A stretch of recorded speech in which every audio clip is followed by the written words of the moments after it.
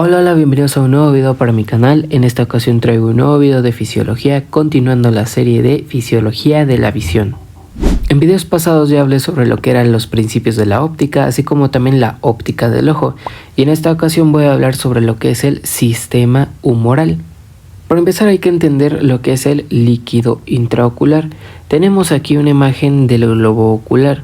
Recordemos que en el globo ocular encontrábamos lo que era la córnea, encontrábamos el iris, el cristalino, el cuerpo vítreo o el humor vítreo y la retina, así como un repaso de las estructuras principales. Ahora, entre estas estructuras vamos a encontrar dos tipos de humores, dos tipos de líquidos. Tenemos al humor acuoso y al humor vítreo. El humor acuoso es este de acá, es el que encontramos en la cámara anterior y en la cámara posterior del globo ocular. Lo encontramos desde la cara interna de la córnea hasta la capa externa de la cápsula del cristalino. De acá hasta acá es en donde encontramos este humor acuoso, mientras que el humor vítreo es el que está acá, también conocido o mencionado como el cuerpo vítreo. Este humor vítreo está desde la cara interna de la cápsula del cristalino hasta lo que es la retina. Y estos humores, estos líquidos tienen ciertas características. Por ejemplo, el humor acuoso tiene un flujo más libre, desde que se secreta, que ya más adelante vamos a saber en dónde se secreta, hasta donde se drena, tienen un flujo libre, ¿ok? Es como un líquido, sí se mueve constantemente, mientras que el humor vítreo no. El humor vítreo tiene un flujo más escaso, puesto que difiere en sus componentes con el humor acuoso.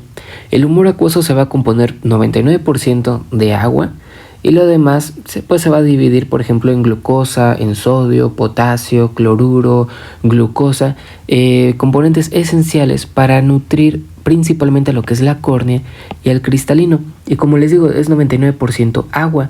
En sí, el humor vítreo tiene un escaso flujo por sus componentes, como les digo.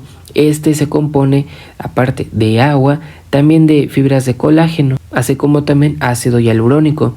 Entonces, en una etapa fetal, este humor vítreo se empieza a formar gracias a estos procesos ciliares. Los procesos ciliares van a formar y a secretar los dos tipos de humores, pero el humor vítreo se secreta y se forma principalmente en una etapa fetal. En esta etapa se empieza a formar este líquido de agua, ácido hialurónico, colágeno tipo 2 y tipo 4, y conforme va pasando el tiempo, esta se vuelve un poquito más gelatinosa. Por eso les digo que tiene un flujo más escaso. Es porque es como una gelatina, y esa gelatina es transparente precisamente para que los rayos de luz puedan llegar con mayor fluidez a lo que es la retina. Ahora, en cuanto al humor acuoso, como les digo, es un líquido más libre, desde que se secreta en los procesos ciliares hasta donde se excreta en esta región de acá. Pero bien, entonces, ¿cómo se forma el humor acuoso? Ya hablé un poquito de cómo se forma el humor vítreo, pero ¿cómo se forma el humor acuoso? El humor acuoso se va a formar a una velocidad de 2 a 3 mililitros sobre minuto. Esta es una secreción activa. Como les decía, el humor vítreo es más como en una etapa fetal, y a lo largo de la vida va adquiriendo más esta consistencia de gelatina, este humor vítreo, mientras que el humor acuoso tiene una secreción más activa, constante a lo largo de nuestra vida, a una velocidad de 2 a 3 mililitros sobre minuto, y está dado, como se los mencioné, por los procesos ciliares. ¿Cómo es de que se va a formar este líquido? Pues bien, vamos y agarramos una parte de esta imagen y la agrandamos acá, que es lo que estamos viendo en esta imagen. Vamos a ver lo que es el cuerpo ciliar. El cuerpo ciliar se divide en dos estructuras, en el músculo ciliar y en lo que son los procesos ciliares. Lo más importante aquí son los procesos ciliares. Si nos damos cuenta, los procesos ciliares se van a componer de dos capas: una capa superficial de células epiteliales y una capa profunda que corresponde a una capa vascular. Ahora, por procesos fisiológicos, estas células endoteliales, como en muchísimas otras células del cuerpo, van a estar secretando hacia la parte externa, o sea, hacia el líquido extracelular, muchísimas sustancias, como ya se los mencioné: sodio, cloruro, bicarbonato, glucosa, etc. Estas sustancias se van a ir aquí afuera por distintas bombas. Por ejemplo, la sodio-potasio, ¿ok? Entonces, estas estructuras se van a venir aquí a este espacio de acá. ¿Y qué vamos a tener? Que en este espacio va a aumentar la osmolaridad. Se va a ver aumentada. ¿Qué era la osmolaridad? Pues simplemente es la concentración de los solutos disueltos en un líquido. Entonces aquí, como estamos viendo que empieza a haber más glucosa, más sodio, más cloruro, más potasio, empieza a aumentar la osmolaridad porque les digo, hay más soluto disuelto en un líquido. Aquí el líquido está normal por el momento, mientras que los solutos, sodio, potasio, glucosa, empiezan a aumentar. Entonces los solutos disueltos en el líquido aumentan. Esto quiere decir que la osmolaridad aumenta. Mientras que aquí en una pequeña celulita, bueno, y en todas las demás células, lo que pasa es de que la osmolaridad pues está normal. Aquí no cambia, simplemente está pues secretando iones y así, pero pues por otros mecanismos también se vuelven a regresar. Entonces este espacio intracelular es envidioso y dice, a ver, si tú subiste tu osmolaridad, yo también quiero subir tu osmolaridad, o por lo menos estar iguales. Tenemos que estar tú y yo iguales. Entonces, ¿qué es lo que va a hacer el espacio intracelular? Sacar líquido. ¿Para qué? Para que los solutos que estaban acá disueltos en el líquido aumenten, por decirlo así. En sí los solutos no aumentan, sino que el líquido disminuye, generando así que hay más solutos disueltos en poquito líquido. Y así esto aumenta su osmolaridad, y como aquí el líquido va a empezar a aumentar, entonces aquí va a empezar a disminuir un poquito su osmolaridad, para que así la osmolaridad de acá como la de acá empieza a equilibrarse, ¿ok? Empieza otra vez a ser más o menos la misma, y así es como se secreta el líquido humoral, este humor acuoso. Entonces, dado por los procesos ciliares, y pues prácticamente es un mecanismo de aumento de la osmolaridad. Y pues ahora, continuando con la salida del humor acuoso, hay que entender algo, y es de que lo que se secreta a esta velocidad que les dije, de 2 a 3 mililitros sobre minuto, lo que se secreta se tiene que reabsorber, se tiene que drenar. Esto para mantener una constante presión intraocular, que lo veremos en la siguiente diapositiva.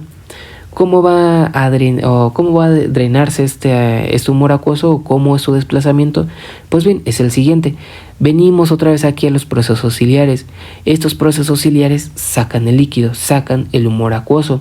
Una vez el humor acuoso estando en la cámara posterior, va a pasar por lo que es la abertura pupilar a la cámara anterior, y después se va a ir a este ángulo de acá, el ángulo iridocorneal, porque aquí está el iris y aquí está la córnea. Entonces pues forman este ángulo iridocorneal. En el ángulo iridocorneal lo que vamos a encontrar es esto de acá, unas trabéculas. Aquí lo podemos ver, esta malla trabecular. Y en la profundidad de este se encuentra lo que es el conducto de Slem.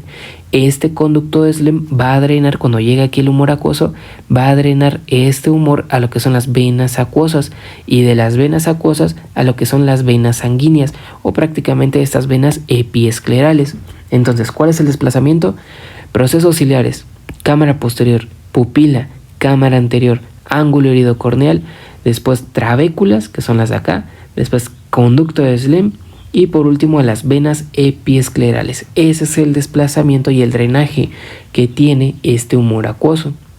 Ahora, hablando un poquito sobre la presión intraocular, y ya para terminar el video, hay que entender de que, como les digo, lo que se secreta de humor acuoso se tiene que reabsorber.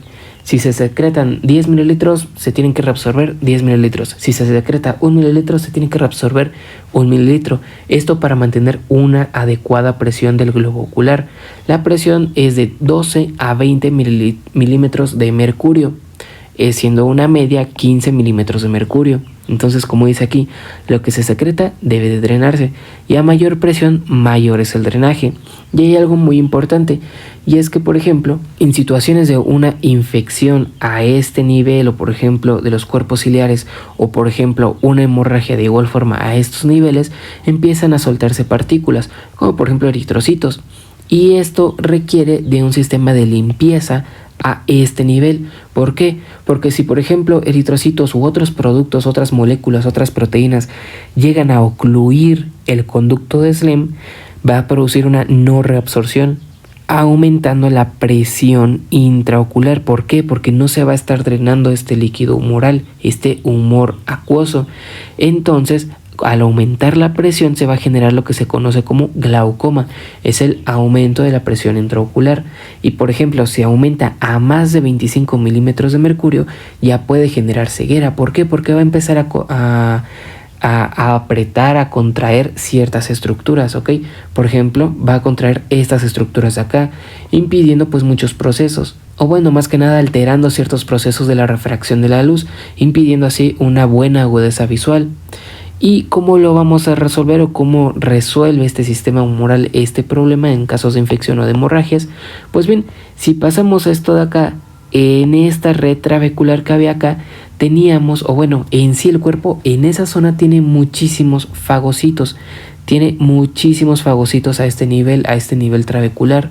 Estos fagocitos tienen la capacidad de envolver estas partículas, estas moléculas extrañas, estas moléculas de la infección y de las hemorragias, y las comen y las disuelven. Y estas partículas que ya quedan disueltas pues ya son más chiquitas y ya pueden drenarse, ya pueden seguir el mismo proceso de las trabéculas, el conducto de Schlemm y las venas episclerales. Así es como el ojo, por decirlo así, se limpia, ¿ok? Gracias a este sistema humoral. Y esto ha sido todo por este video. Aquí les dejo todas las referencias que utilicé tanto para este video como para los anteriores. Y si les gustó, denle like y suscríbanse para nuevos videos en mi canal. Gracias.